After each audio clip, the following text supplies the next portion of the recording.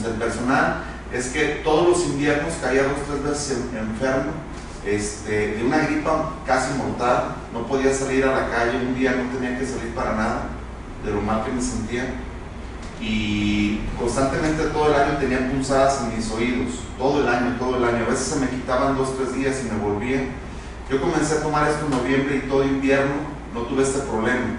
Eso fue en lo personal y parece leve porque soy una persona relativamente saludable, pero lo he puesto a prueba con personas de la tercera edad con casos severos, incluso uno de ellos cáncer de hígado, ya en fase terminal.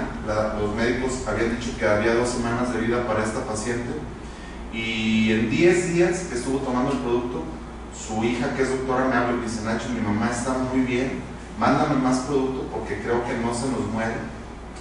De eso ya hace 3 meses y la señora está muy bien. Hace poco tuvimos una reunión en Vallarta y llegó una vecina de esta señora y dice: yo vengo aquí porque conozco a mi vecina, supe que se estaba muriendo y ahora que la veo no lo puedo creer, y me dijeron que es este producto el que está haciendo eso.